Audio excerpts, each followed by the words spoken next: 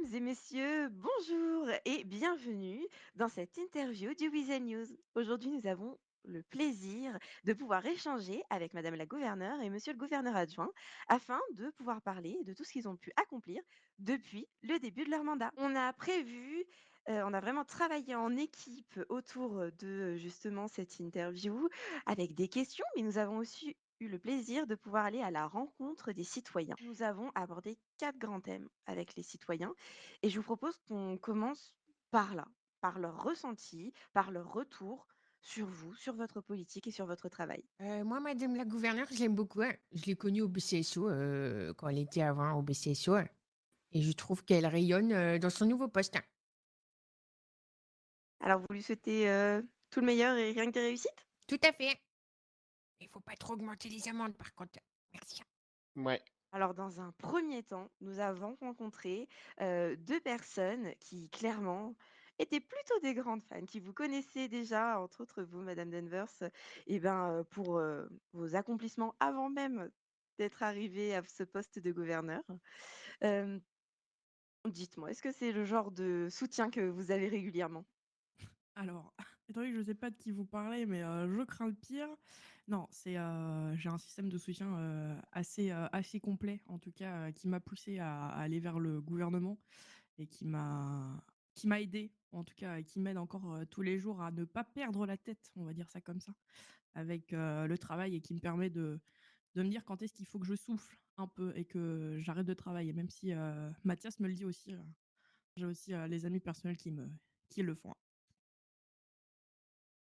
Et du coup, vous, monsieur le gouverneur adjoint, est-ce que, vous avez aussi ces marques de soutien au quotidien? Oui, ça va. Faut savoir prendre le temps, toujours un petit peu, on sait les charges de travail et tout, non, ça va. Alors, je vais être direct, je ne m'intéresse, que très peu de ce qui en est de la gouverneure. Par contre, je vois, pas mal de résultats, assez négatifs, au niveau de la sécurité, on va dire, autour de notre travail et donc pour l'instant, je ne vois pas du tout, les actions. J'ai l'impression qu'en fait, pour moi, la gouverneure, ne il y a pas il y a pas il y a elle ne sert pas à grand chose, voilà, tout simplement. Qu'est-ce que vous aimeriez, qu'il soit fait? Davantage après, voilà, davantage de prise de décision sur et puis d'action surtout sur, la sécurité qui réside, sur l'île, qui est en train de grimper en flèche. D'accord. Voilà. Est-ce que vous souhaitez rajouter quelque chose? Eh beh, écoutez, non, j'espère que si j'aimerais, je m'adresse à la caméra, j'espère que, madame la gouverneure va nous écouter et que, qu'elle pourra peut-être, éventuellement, faire quelque chose pour nous, sur cette île, pour les travailleurs, honnêtes qui se font, agresser et racketter de plus en plus, et même parfois, frapper de coups de couteau ou et puis menacés d'armes et cetera. Voilà, merci beaucoup, ouais. Nous avons aussi eu des retours des citoyens, qui étaient vraiment inquiets, à cause des récentes montées de violence à travers notre État, que ce soit les braquages au sein des supérettes, que ce soit les braquages de banques. Quel retour, quel message est-ce que vous avez à leur faire passer à la population? Sur le fait que déjà on est, au courant, on travaille dessus, on a des sujets qui sont actuellement, à l'assemblée et avec les chefs de service pour pouvoir, adresser cette, montée d'agression, on va dire, montée de violence. Donc il y a un travail qui est fait avec les commissions patrons et commissions employés pour pouvoir, tout simplement en fait alors je sais que pas beaucoup de gens aiment ça, mais surtout en fait faire des stats. Pourquoi? Alors c'est pas un vilain mot, hein, qu'on soit bien d'accord. Tout simplement, en fait, il faut qu'on sache exactement, combien de plaintes, combien d'agressions. En fait, on a besoin tout simplement de chiffres pour pouvoir, en fait, adresser ce problème-là. Parce que, avoir le ressenti et le sentiment des gens, c'est bien. Avoir des chiffres sur lesquels se baser pour pouvoir prendre des actions claires, nettes et précises, c'est quand même plus simple pour nous en tant que gouvernement. Donc on a eu, les ressentis exactement des commissions. Maintenant, on leur a demandé un peu plus de précision. Donc là, c'est dans leurs mains pour l'instant, c'est de leur côté. Mais on est en contact à peu près toutes les semaines avec les commissions, en tout cas pour pallier à ça. Et avec les chefs de service, on va sortir une, politique de sécurité qui va être, un peu plus, qui va être, amendée, pardon. Et bien, ce soir, avec, les remontées des chefs de service, on a une réunion cette semaine et donc voilà. Donc on travaille dessus, on promet pas de solution miracle puisque, malheureusement, il y en a pas. On n'a pas une baguette magique pour faire disparaître ce problème, malheureusement. Mais, on travaille au quotidien, tout le temps, en tout cas pour ce problème-là. Alors, j'étais pas là pendant une semaine, donc je pourrais pas vraiment, vous en dire plus que ça, sachant que, bah, elle a été élue il y a que 2 semaines, Madame la gouverneure? Oh non, ça fait bien non? plus que ça. Ah bon? On est à un peu plus d'un mois. Ah! Bah, j'avoue que comme moi je suis arrivé vraiment il y a très récemment, tout ce qui est encore politique, tout ça, je surveille pas forcément tout, donc je sais pas trop ce qu'elle a pu faire par rapport aux anciens en tout cas. Comme, ben, moi je suis arrivé il y a un mois, donc j'ai peut-être pas connu les anciens ou je suis dû arriver au moment de la transition. Et est-ce qu'il y a peut-être des choses, dont vous pourriez vous plaindre, des améliorations que vous aimeriez voir en ville? Ben, là, j'ai eu 2 soucis depuis que je suis au Black Hat, ben, c'était une fois avec le bonhomme de neige, quand il était venu racketter les gens et la deuxième fois c'était de me faire, braquer mais devant chez Darnell donc c'est vrai que la sécurité, devant les entreprises, c'est pas si maintenant même les criminels viennent voler des véhicules, et braquer des gens devant les entreprises, c'est pas très rassurant. Très bien. Eh ben, écoutez, on lui fera passer le message. Vous souhaitez ajouter quelque chose? Non, pas particulièrement, à part ça, j'ai pas trop de soucis. Eh ben, merci à vous. Pour terminer, nous avons eu une dernière type de retour de la part des citoyens. Ce sont clairement des détracteurs, hein, des citoyens qui ne cautionnent pas votre politique, qui ne cautionnent pas votre façon de faire. Euh, Est-ce que vous avez souvent des discussions avec ce genre de personnes qui remettent en question vos choix, vos décisions? Alors des gens qui remettent en question, on en a toutes les semaines, hein, parce qu'il faut quand même se dire que c'est pas parce que typiquement, les gens avec qui on travaille, sont aussi nos propres détracteurs. Dans le sens où je m'explique. Ce sont des gens qui vont nous donner un autre point de vue, une autre vision des choses. Donc ce sont des gens qui seront tout à fait capables d'argumenter et d'apporter une, vision différente. Donc ça, ce sont des arguments qu'on value et surtout qu'on veut avoir puisque même si on travaille aussi pour les autres. Donc en fait, on veut aussi avoir des points de vue différents. Tant que c'est dans la critique constructive avec un argument bien mené et que, c'est pas violent, on sera toujours, la porte ouverte. Je dis pas que ça a toujours été le cas, je dis pas qu'on n'a pas eu des commentaires, salés et désobligeants, de la part de certaines personnes qui sont pas d'accord. Malheureusement, on le sait bien, on ne pourra pas faire, l'unanimité. C'est le principe d'un gouvernement, hein. On est là pour le bien commun, on n'est pas là pour, malheureusement se faire des amis. Par contre, tant que les personnes auront des arguments, Heu, on pourra toujours les écouter. Je dis pas que je dirai oui à tout puisque enfin, que nous dirons oui à tout, pardon, parce que c'est pas notre but, c'est pas notre travail. On n'est pas on n'est pas là pour ça. Par contre, je peux entendre un argument différent et plusieurs fois, ça nous a fait changer d'avis avec Mathias ou tout du moins tourner les façons différentes, tourner les choses de manière différente et ou d'être plus précis, d'être, enfin voilà. Enfin, en tout cas, ça nous a aidés. Tant que les personnes sont respectueuses et qu'ils entendent le fait aussi que nous, on changera pas certaines choses, je vois pas de problème avec, écouter les avis différents. Je vous propose que maintenant on passe un peu plus, sur, des questions peut-être un peu plus studieuses. Voilà. Ce sont des questions qu'on a pu élaborer en équipe au sein du Weekend News, autour de ce qui a déjà été accompli, autour de l'actualité, mais également on s'est replongé un petit peu dans votre programme. Hem, dans un premier temps, comment ont été, vos relations avec, les mairies? Plus sur la première partie de mandat parce que, bah, on vient d'avoir un changement de mairie cette semaine. Alors avec la mairie du Nord, la discussion était tout à fait possible et la communication était bien. Tout à fait, enfin, on travaille avec eux. Pour la mairie du Sud, la mairie d'avant, c'était plus compliqué. On avait du mal à avoir des infos. On avait très peu, voire aucune remontée de leur part. Du coup, avoir des informations pour qu'on puisse, tout simplement pouvoir travailler et les aider ou même, adresser un problème qu'ils auraient, c'était assez compliqué de leur part. Et puis, bon, après est arrivé ce qui est arrivé avec la fin de la pardon, avec les derniers jours, de la mairie sortante. Mais en tout cas sur, le mandat, on va dire de la mairie sortante, était, oui, voilà. La communication était dure. On leur avait fait des rappels, on leur avait, dit que justement nous on avait besoin d'infos, parce que travailler dans le noir, c'est pas la façon la plus efficace de pouvoir travailler.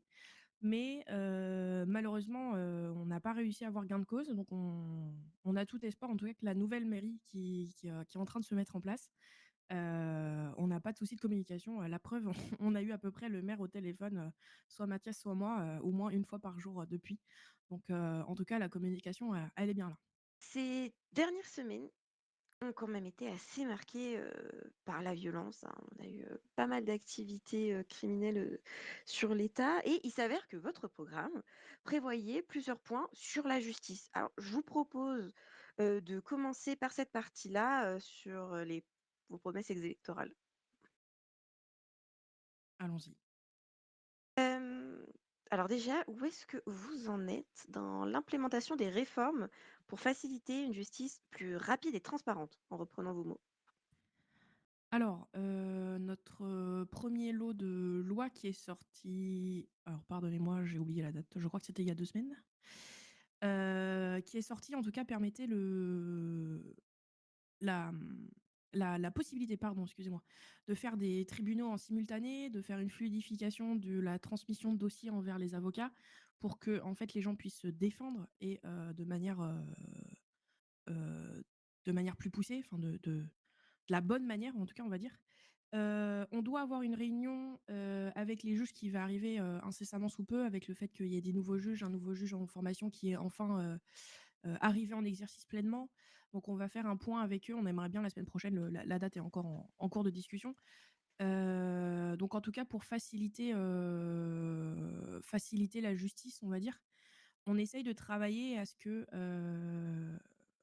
la, mmh, alors on veut pas engorger la justice, hein, qu'on soit bien d'accord. Par contre, on veut qu'elle soit un peu plus publique et un peu plus moins prise derrière un bureau, une porte fermée. Donc on a aussi, fait des lois dans ce sens-là pour, par exemple, l'obligation, d'avoir des tribunaux, excusez-moi, des tribunaux, publics quand on est sur des affaires, qui concernent des crimes ou des délits, majeurs. On veut aussi un peu, étendre, ça aux a ce qu'on appelle aux affaires civiles, donc du particulier contre particulier. Donc en fait, on essaye de fluidifier et de rendre la justice aussi un peu plus, intéressante, que ce soit non seulement pour les citoyens, mais aussi pour les juges, hein, qu'ils aient aussi, des cas de figure un peu différents que des simples, pardonnez-moi l'expression, entre guillemets, «des simples comparutions». Donc on veut la rendre plus fluide, plus agréable et aussi, s'inquiéter de savoir ce que les juges pensent. On essaye de rétablir une communication heu, assez souvent avec, les juges. On est en train d'essayer de mettre un point, c'est un peu juste dur de coïncider les agendas de tout le monde. Mais, enfin voilà, on a fait quelques lois et après là maintenant ça passe surtout sur des ajustements avec l'assemblée. D'accord, donc vous avez déjà pu, lancer le fait que plusieurs tribunaux puissent se dérouler en même temps. Oui, c'est ça. Et en pratique, ça se passe comment? Alors en pratique, malheureusement, on a toujours une réunion qui semble coïncider avec le fait qu'il y a une comparution, donc malheureusement on ne peut pas assister à la justice. Qui est un gros problème avec Mathias, on est en train d'essayer de voilà, enfin on essaye de pouvoir, se passer les réunions à l'un à l'autre pour qu'on puisse aussi avoir un pied ou alors que notre conseiller puisse faire le reporter pour nous. Mais, concrètement comment ça se passe? Pour l'instant, on est assez, alors je sais pas si on peut dire chanceux, mais la justice n'est pas submergée et les juges ont le temps de la rendre, situation appréciation. Pour l'instant, on n'a pas encore eu le cas où il y avait tellement d'activités que les juges ont dû en faire 2 en même temps. Ou alors, c'est ça passe ou alors c'est un soir où j'étais pas là et ça a pas été porté à mon attention. Mais, en tout cas pour l'instant, la justice a l'air de bien tourner. Les chefs de service, FDO sont satisfaits, les procureurs sont satisfaits aussi, en tout cas sur les rythmes et comment dire, et le nombre de mandats en attente, etc., etc. Donc, en tout cas, nous, les retours qu'on a, c'est les gens sont plutôt satisfaits. Donc après, on essaye de voir avec les juges si eux aussi le sont. Très bien. Mmh, je vous propose que maintenant on s'oriente un petit peu sur la partie législative que vous avez commencé à effleurer. Oui. Heu, il y a eu quand même, plusieurs, modifications de loi depuis votre arrivée en poste. Est-ce que vous êtes satisfaite de votre avancée? Oui. Alors satisfaite, oui, je me dis: «On pourrait toujours faire mieux», mais non, non, pour l'instant, on est satisfait. On arrive à avoir un rythme qui, répond aux problématiques qu'on a en l'instant et de 2 qui aussi nous permet, nous, de tenir sur le long terme, hein, parce qu'on a quand même 3 mois de mandat à faire, donc il faut pas non plus qu'on se crame à vouloir tout faire dès le début. Donc on essaye de se donner des paliers, on essaye de se donner des deadlines, en tout cas des dates à laquelle on veut sortir, des lois. Par exemple, typiquement ce soir, ça en fait partie. On a travaillé, bah, là maintenant depuis 10 jours, une semaine pour qu'on puisse, avoir des lois, sortir, les faire valider par l'assemblée, les faire valider par les juges, les procs, enfin toutes les personnes, concernées, pour qu'on puisse sortir ça en l'état, ce soir. Donc on essaye de sortir des lois, on va pas non plus révolutionner l'entièreté du système, législatif, hein, qu'on soit bien d'accord. Mais, on essaye d'en sortir en tout cas celles qui sont utiles et celles qui sont pour le bien commun. Après, il y a certaines, décisions qu'on a dû prendre en urgence parce que la nécessité le faisait. Genre par exemple début de semaine, on a dû sortir une amende, enfin une révision d'amende en urgence puisqu'une situation avait prouvé que, l'amende, n'était pas adéquate et donc avec une situation qui arrivait mardi, jeudi matin, on avait sorti l'amende. Donc on essaye aussi d'être, réactif et de pas être trop lourd dans nos process. À partir du moment où on a une situation qui demande une réaction d'urgence, Mathias et moi, on sera toujours là pour y répondre le plus vite possible et dans ces cas-là, en concertation, l'un avec l'autre. Du coup, vous avez un peu du nouveau sous le coude, à ce que je comprends. Vous pouvez un petit peu nous expliquer quels étaient, les points de travail? Alors pour ce soir, alors permettez-moi juste 2 secondes qu'on prenne les notes. Pour ce soir, on a de la révision surtout sur du CETA et le code des institutions qui surtout pour régir alors il y a de la correction, il y avait des choses qui sont passées au travers, le fait que le procureur soit pas enfin le bureau du procureur, pardon, soit passé en administration. On avait quelques petits loupés. Donc il y a de la correction de loupés, il y a aussi de l'ajout pour qu'on puisse, limiter, pour les employés, qu'on puisse, limiter la date à laquelle le patronat ou les responsables puissent, mettre un comment ça s'appelle? Alors c'est pas que les Une licenciements, c'est les faute, disciplinaires, voilà, c'est ça. Une mesure disciplinaire qu'en gros, il y a une date limite comme, par exemple, vous citoyen, quand vous voulez, porter plainte ou, faire une déposition, vous avez une date limite. Après la suite des faits ou de la connaissance des faits, les chefs de service ont une date limite. Ben, nous, ça devrait être pareil, on trouve pour les patrons, qu'ils aient une date limite à laquelle ils peuvent mettre une, sanction disciplinaire, sur un fait.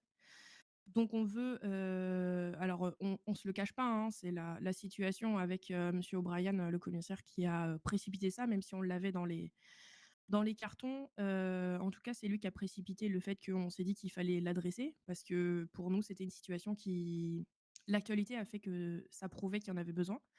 Donc on va essayer de faire ça, donc voilà, donc c'est surtout du CETA, du droit de travail et après c'est, sur le code des institutions, c'est surtout des corrections de coquilles. Et puis un petit travail avec, le bureau du procureur sur, la notion de disparition.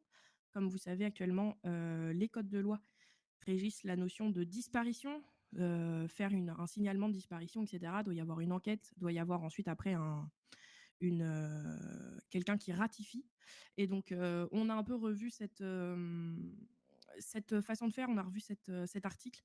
Donc maintenant, ce sera le bureau du procureur qui sera, auquel sera confiée l'enquête entièrement et un juge devra ratifier ensuite La disparition officielle, ça permet que, de fluidifier les process et de les accélérer un peu si jamais là pour qu'on puisse, tout simplement, quand on dépose un signalement, que ça puisse faire, rapidement derrière, qu'on ait un petit papier officiel pour pouvoir ensuite les démarches. Pour finir, j'aimerais bien qu'on se penche sur la partie communication de votre, programme au sens, large, parce que c'est quand même, un peu un leitmotiv dans votre programme. Hem, est-ce que déjà, dans un premier temps, est-ce que vous êtes satisfaite des échanges que vous avez avec, bah, les services publics, les entreprises ou même la population en général? Je vais répondre pour moi. Oui, j'estime qu'on est satisfait. On a des réunions toutes les 2 semaines avec les chefs de service. On a des réunions enfin, on a aussi des appels, en plus de ces réunions, assez régulièrement. Alors avec les citoyens, malheureusement peut-être pas autant qu'on le voudrait ou qu'on le pourrait. Enfin qu'on le pourrait, non, ce serait un peu non, c'est on n'a que 24 heures dans une journée malheureusement. Peut-être pas autant qu'on le voudrait. Après on essaye aussi de à chaque fois, qu'on sort des lois ou qu'on a des décisions à faire, on essaye toujours de contacter les journalistes, de pour pouvoir en fait, sortir notre opinion, enfin sortir nos raisons de pourquoi est-ce qu'on fait ça. Et ensuite après on laisse toujours, entre 48 et 72 heures, la possibilité aux citoyens en fait de tout simplement venir nous poser des questions, s'intéresser en fait tout simplement à ce qu'on fait.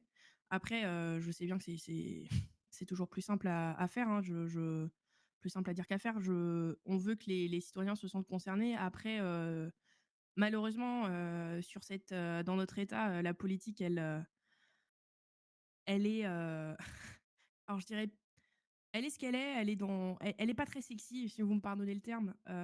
Les gens s'en désolidarisent assez vite. Donc on fait de la communication, alors, il y aura toujours des gens pour dire qu'on peut en faire plus, mais en tout cas, nous, j'estime que on en fait déjà bien, on en fait déjà assez. Vous pouvez nous trouver à peu près tous les jours, au gouvernement, sur nos horaires pour pouvoir, discuter avec nous. On essaye toujours d'être ouvert dès qu'on a du temps, on est dans le hall, enfin, vous pouvez tout à fait venir, nous déranger tant qu'on n'est pas au téléphone, évidemment. Donc non, j'estime qu'on est assez ouvert, on est communicant. Clairement, si il y en a qui veulent dire le contraire, il y a je pourrais l'entendre, mais en tout cas, j'estime qu'on communique déjà pas mal. Est-ce que vous pourriez nous en dire plus sur les actions concrètes, que vous avez déjà entreprises ou que vous comptez entreprendre concernant le dialogue avec les commissions employées et patronales? Sur le dialogue, ben, par exemple, les articles du CETA qu'on sort ce soir ont tous été, validés par les commissions. Même nos propositions qu'on avait, fait, aux commissions au départ, il y en a même qui ont été, amendées puis avec les retours. Donc notre dialogue, en tout cas avec les commissions, se fait, plutôt bien. En tout cas avec les représentants, on se sert d'eux pour, leur donner, nos propositions, leur montrer, ce que nous on veut faire et cetera et on prend aussi leur retour en compte. Donc non, je trouve que le dialogue avec les commissions est plutôt ouvert. On les a assez récemment assez, je veux dire assez régulièrement pardon, au téléphone. Donc non, je sais pas, ouais, non, je dirais que le dialogue avec eux est plutôt pas mal, mais c'est surtout Mathias qui s'en occupe. Mais ouais, non, le dialogue avec eux est bon. Un petit peu plus tôt, vous nous parliez justement de vos, réunions, bimensuelles, je dirais, avec les, services publics. Hem, des réunions justement qui sont assez fréquentes, ces appels téléphoniques également, quelles améliorations est-ce qu'elles ont pu, permettre pour vous? La réactivité, j'évoquais plutôt, un problème qui est arrivé, où on a dû sortir une amende en urgence. Typiquement, ce genre de choses ne serait pas arrivé si on n'avait pas eu au téléphone les chefs de service qui avaient un problème et si le dialogue n'était pas ouvert entre eux et nous. Typiquement, c'est le genre de choses où on aurait mis trop de temps peut-être à répondre et on n'aurait pas été efficace. C'est un des exemples en tout cas que j'ai, en tête qui montre le fait que si la communication elle est suffisante, elle permet de faire des actions concrètes. Après, en effet, comme vous l'avez dit, c'est bimensuel, c'est toutes les 2 semaines. On a une réunion, le planning est déjà fait, à l'avance. Toutes nos dates sont déjà, posées donc à l'avance, ils savent que toutes les 2 semaines, on a une réunion, on tient 1 heure, on fait un échange de tous les chefs de service et ensuite, comme ça, nous, ça nous permet d'ajuster nos politiques de sécurité et de santé en fonction des retours qu'on a. Donc je trouve que nous, cette communication nous permet d'être réactifs et proactifs aussi sur les futurs problèmes qui vont arriver. Et c'est aussi une occasion pour les chefs de service de nous remonter. Quand on sort des lois ou qu'on a des propositions, c'est aussi le moment où ils nous disent attention avec ça, avec leur expérience du terrain et leur expérience dans l'État depuis un long moment, ça leur permet aussi de nous dire attention à cette dérive. Et c'est très enrichissant ce genre de discussion puisque ça nous permet de voir aussi des choses que on n'aurait pas forcément en visu si, puisque bah, chacun son travail, hein, chacun son domaine de compétences. Donc avoir des gens comme ça d'expérience qui peuvent nous... Alors qu'on soit bien clair, hein, c'est pas des critiques juste pour le plaisir de critiquer, c'est toujours constructif, il y a toujours un argument derrière.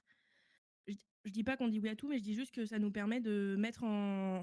de, de relativiser certaines fois, de remettre en question nos propositions et d'amender derrière. Donc les chefs de service dessus et surtout en fait tous les retours, tous les appels, même les maires, maires du Nord, maires du Sud, etc.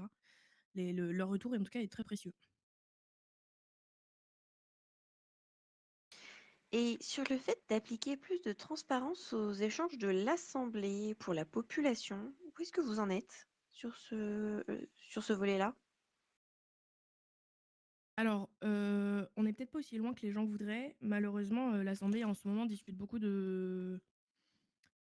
on a pas mal de sujets assez confidentiels qui sont dans les de sujets confidentiels. Bref, on a l'Assemblée il y a pas longtemps a levé euh, a levé le secret sur enfin a voté de lever le secret sur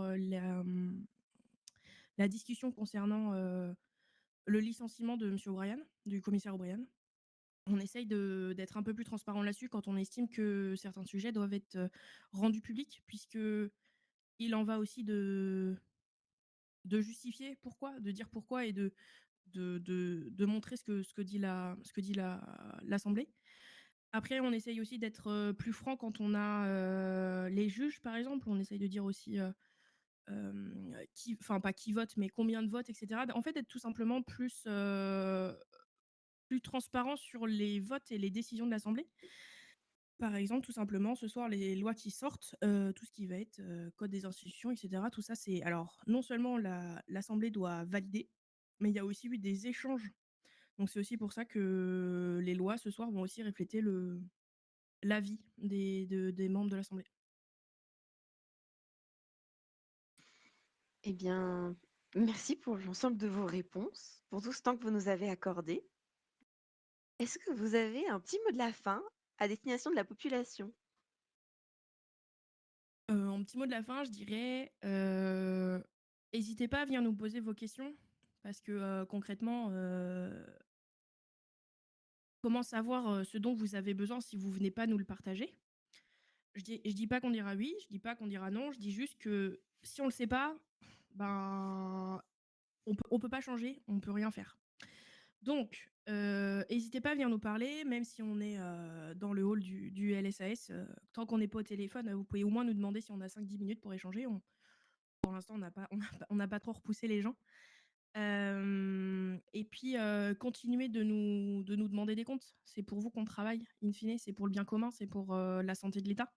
Donc, continuez à nous demander de rendre des comptes et adressez-vous aussi aux journalistes pour qu'ils viennent nous poser des questions un peu tricky, je dirais. Mais sinon, j'espère que ce qu'on fait vous satisfait. Je sais qu'on ne pourra pas contenter tout le monde, mais en tout cas, j'espère que la direction qu'on donne au gouvernement vous satisfait et que jusque-là, ça vous va, même si 100% ne vous va pas, mais on va dire une bonne partie vous va. Monsieur Dirs, quelques mots? Oui, possible. Après, oui, on reste tout sujet abordé et discussion peut être approfondi si on le trouve et si c'est intéressant. C'est des sujets qui peuvent être développés sur certains trucs à modifier en vue de certaines lois déjà existantes. Donc rien n'est fermé, et, juste des discussions et si on amène des bons arguments et des pour et des contre.